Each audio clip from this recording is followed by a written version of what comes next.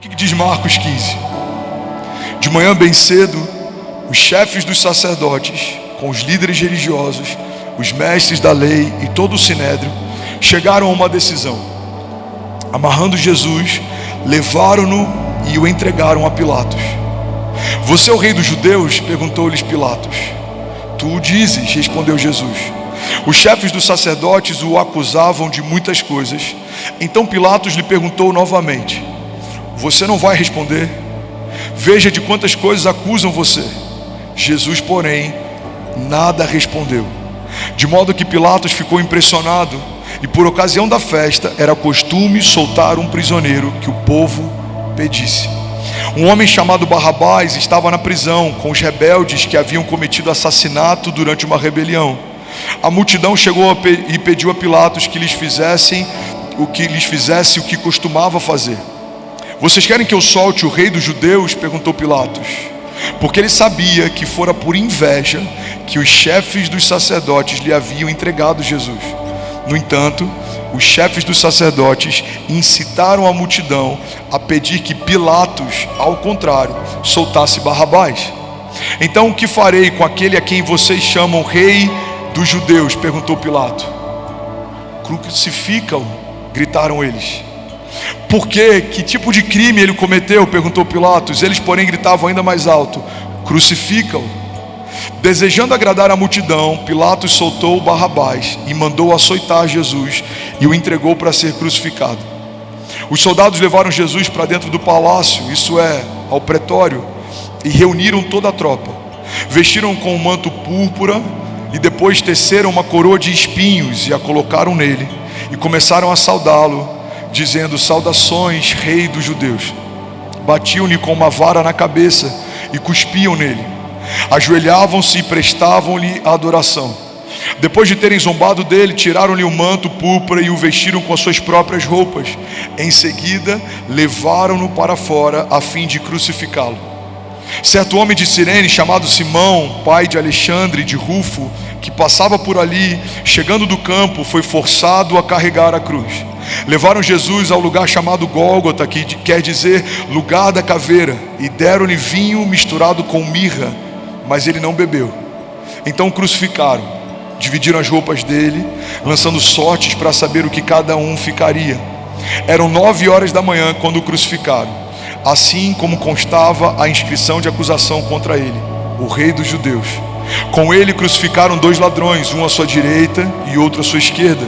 E os que passavam lançavam-lhe insultos, balançando a cabeça e dizendo: ora, você que constrói o templo e o reedifica em 3 dias, salva-se a ti mesmo e desça da cruz. Da mesma forma, os reis dos sacerdotes e os mestres da lei zombavam dele dentre si. Salvou a outros, diziam, mas não é capaz de salvar a si mesmo. Que o Cristo, o Rei de Israel, desça agora da cruz, para que vejamos e creiamos.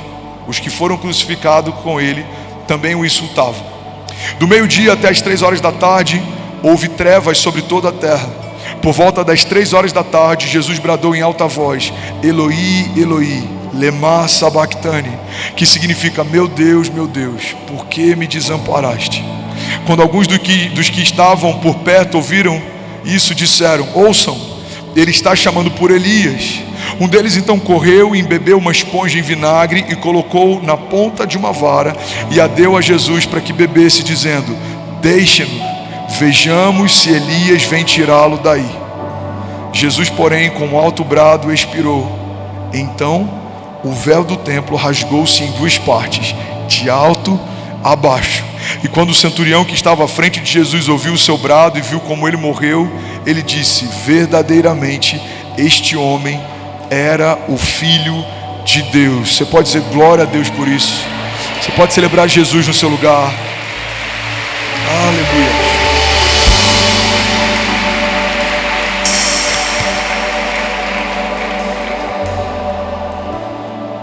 A gente tem 3 cenários aqui e eu quero falar sobre o primeiro deles.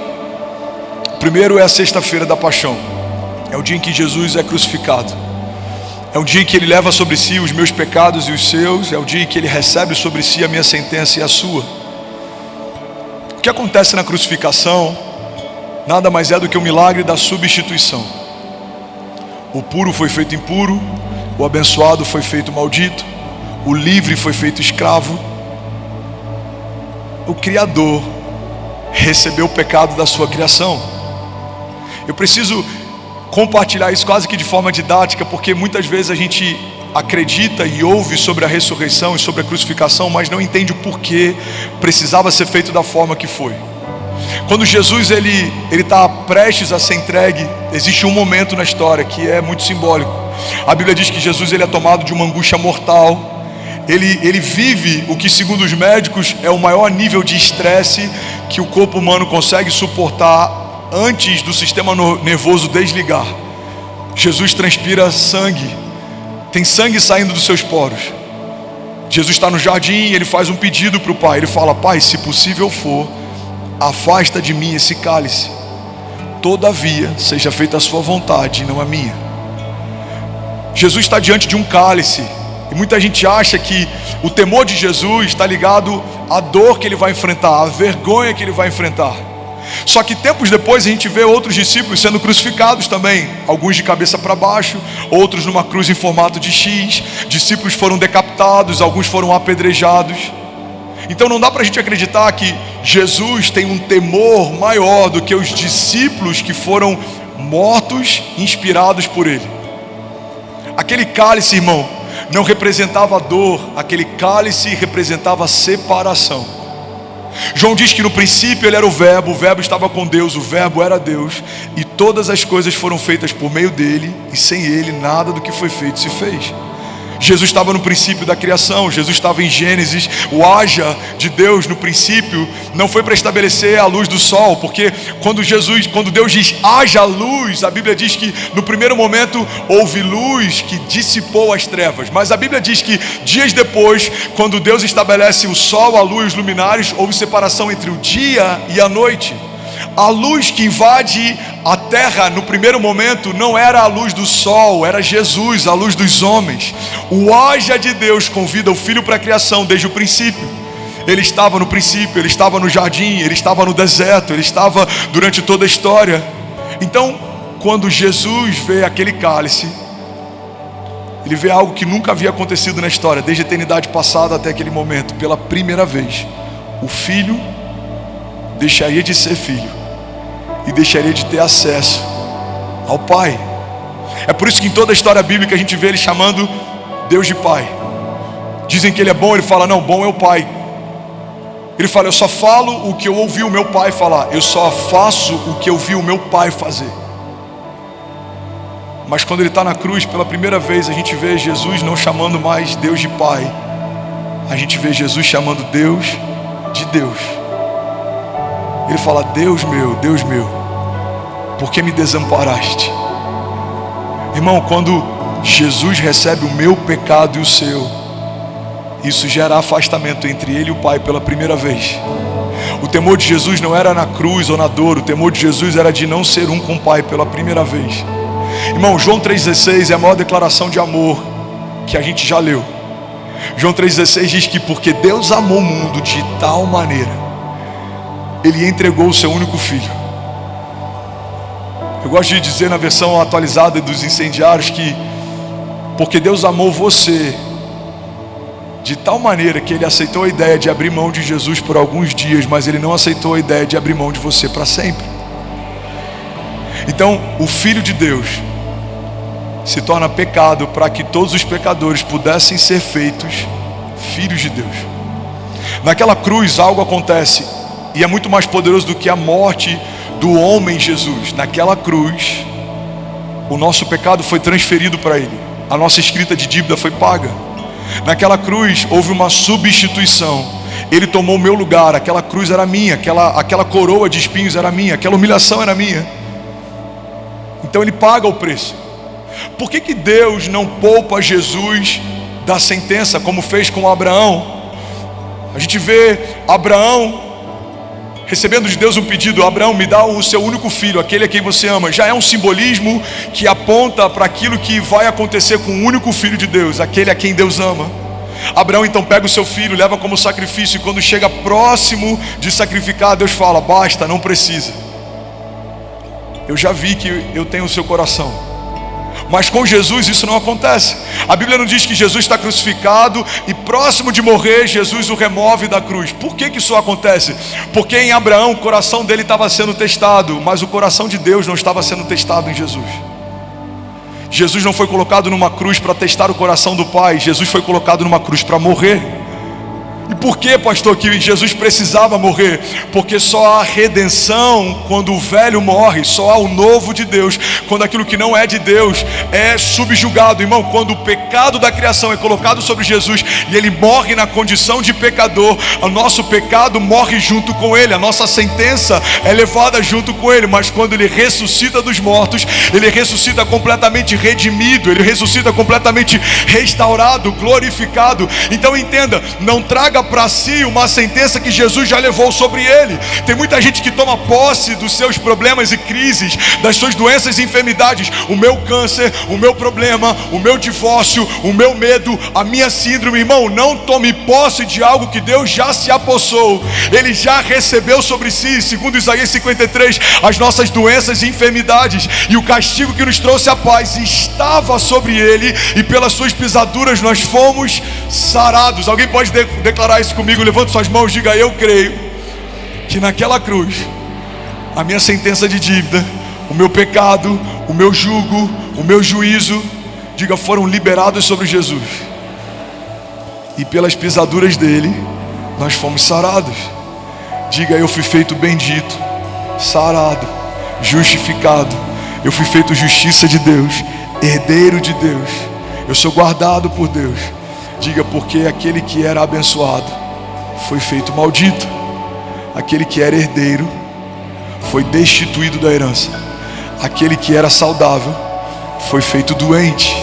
Mas ao terceiro dia, diga, Deus o chamou de volta da morte, e ele foi restituído. Diga: ele é tudo em todos, e tudo que eu preciso ele carrega. Diga: ele é o princípio e o fim, ele é o alfa e o ômega, ele é o leão da tribo de Judá, ele é o autor e consumador da nossa fé, ele é o primeiro dentre os mortos. Ele era o unigênito de Deus, mas se tornou primogênito, primeiro de muitos irmãos. Ele é aquele que me sustenta, ele é quem me guarda, ele é o nosso único intercessor, ele é o caminho, a verdade e a vida, e ninguém vai ao Pai se não for através dele. Ele está assentado à direita do Pai, e ele governa de geração em geração. Ele é perfeito, nele não há falta. Quando ele chega em algum lugar, algo sobrenatural acontece.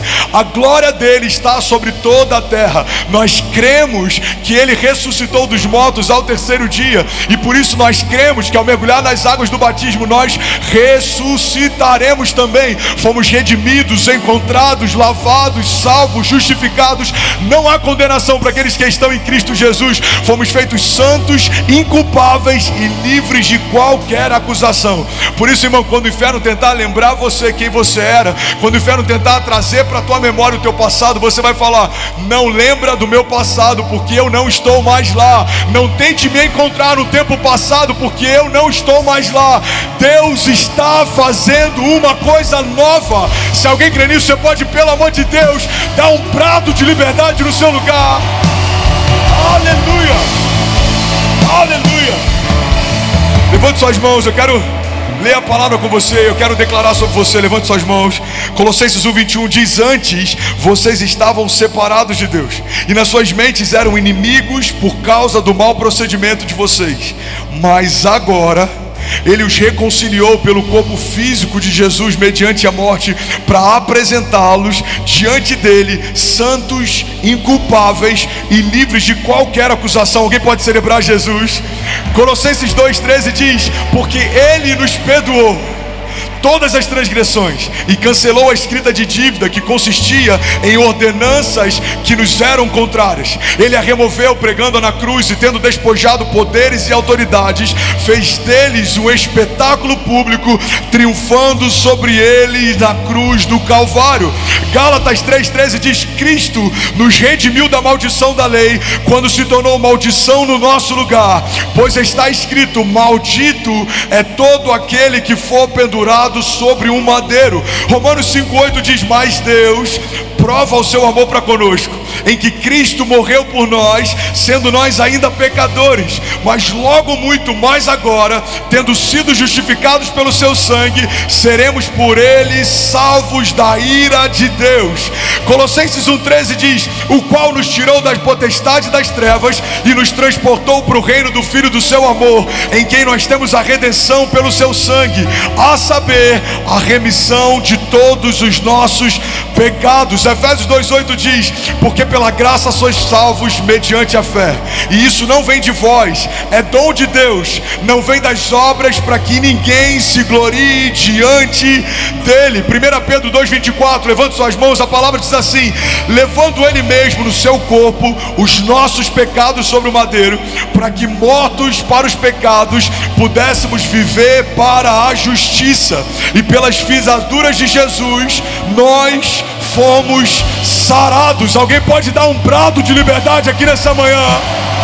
Tudo bom? Você acabou de assistir uma mensagem aqui do nosso canal. Eu tenho certeza que ela te edificou e que ela vai gerar algo novo em você. E a gente separou mais 2 vídeos. Eu quero deixar essas indicações aqui para você continuar queimando com Jesus. E eu quero muito te fazer um pedido também. Se essa mensagem te edificou, comenta aqui embaixo, segue o canal, me ajuda a compartilhar para que mais pessoas sejam tocadas também. Deus te abençoe.